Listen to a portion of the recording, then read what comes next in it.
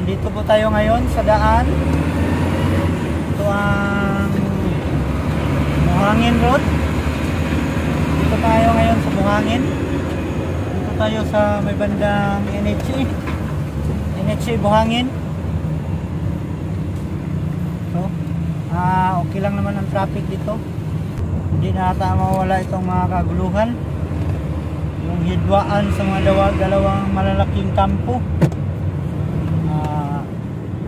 Itong dating Unite at ngayon naging Unitae na.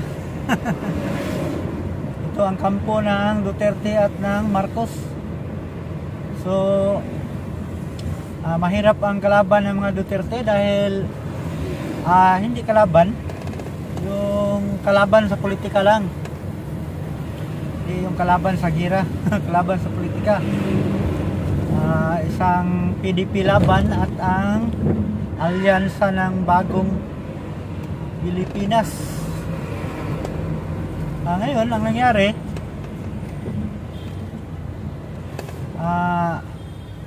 nagsisiraan ang dalawang kampo, dalawang malaking bato, at ang lubos na naapektuhan ay ang tayo, mga taong bayan.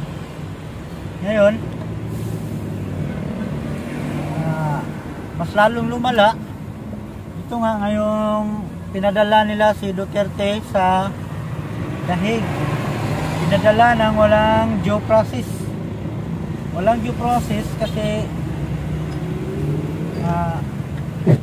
sa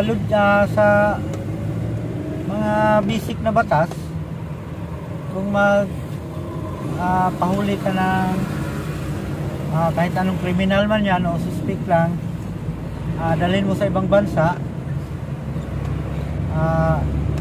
kailangan mo talagang idaan sa Supreme Court. Hindi pwedeng para ka lang nagdala ng bagahe na gusto mo ipadala sa kung saan anong lugar. Pero yung ICC hindi yan lugar, isa yung hukuman sa pangkalahatan or International Court, Criminal Court.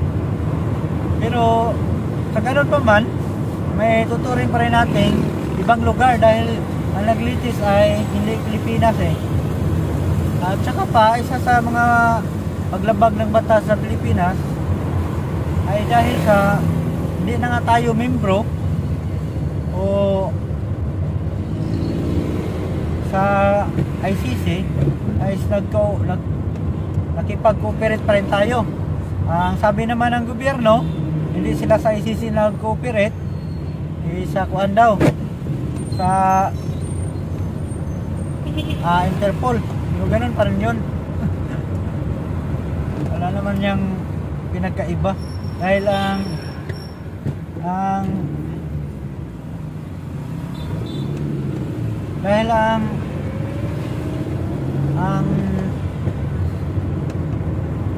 awara to pares ng Interpol di umano ay galing ICC.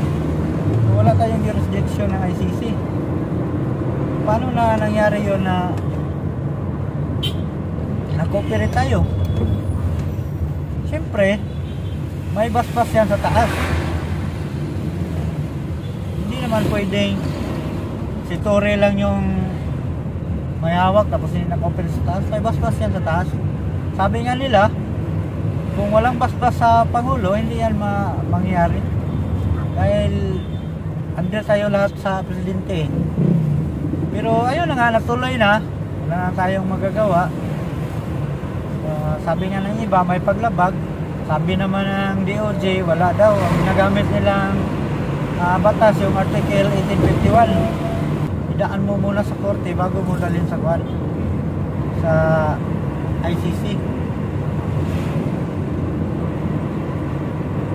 Ngayon, para sa akin, may paglabag talaga sila sa batas. Isa na yung humanitarian law. Walang galang sa sibilinte natin, so sibilinte rights natin na yun na nga, may batas tayo gumagana. So, walang galang sa batas natin. Yung mismong gobyerno natin walang galang sa batas natin. So sa lahat ng nangyaring yan ay malaki talagang epekto niyan sa Pilipinas, lalo na sa presidente sa pangyayaring yan. Sa tingin ko mali yung desisyon na ipadala talaga dating Pangulong Duterte sa ICC. Isang malaking mali sa desisyon niya yan, lalo na yung malapit na yung eleksyon. Alam niyo naman na ang mga Duterte, ang daming supporters yan. Hindi mo yan maiwala yung mga baliwalain yung mga supporter nila. Ang dami. Ako, isa rin ako supporter ng Duterte. Maraming supporter ang mga Duterte. Hindi mo pwedeng baliwalain yan. So maapektuhan talaga yung kandidato ng admin ngayon, yung dalawang kandidato ng Langkor Senator, lalo na pagdating sa Pininteit. Sa gilid talaga sila. At nanganganib pa yung impeachment kay Marcos, hindi na kay BP Sara. Baka pa-impeach pa dyan dahil dyan sa ginawa niya. Marami na kasing paglabag itong nakita ang mga tao sa gobyerno, gaya ng Baykam, Penel. Marami talagang isyu na billions, trillions na hindi maipaliwanag. Ngayon, ang mangyari, tapos isa patong si Presidente Bongbong, inconsistent sa kanyang mga desisyon. Nung una, ayaw niya sa ICC, ayaw niyang makialam. Ngayon, parang makikita natin na wala na, nakapasok na pala. Ayun na nga, nangyari na. So, hirap intindihin ang gobyerno ngayon. Wala, inconsistent sila sa mga sinasabi nila. Gaya ng DOJ. Yung nangyaring hearing sa Senado, yung kay Aimee, wala. Sabi nga ni Aimee, kailangan nila ng group chat, parang hindi sila nagkakaintindihan bawat isa. Pagkaiba yung kanang mga sinasabi, inconsistent talaga. Hindi mo maintindihan, magkaiba. Hindi ba iba yung sinasabi nila sa ginagawa nila. Wala, bistado na sila.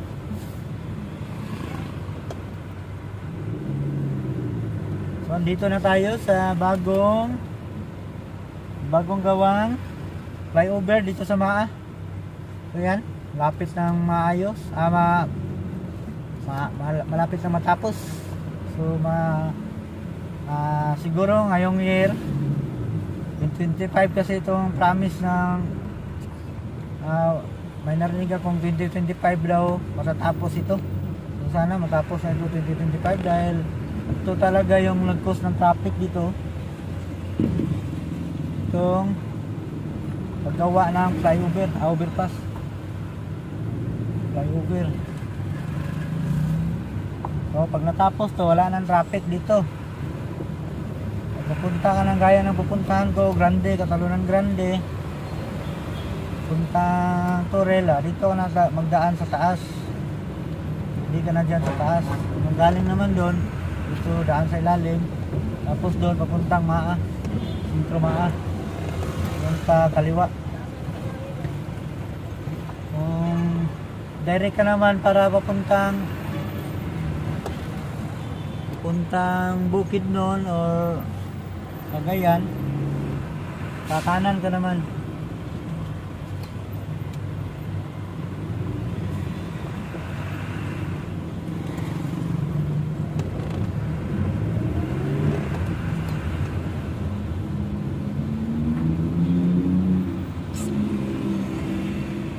Ito lang talaga ang traffic dito sa flyover, bagong gawang flyover. Pero dati nung hindi pa ginagawa to, medyo traffic, pero hindi tulad nito na stuck talaga.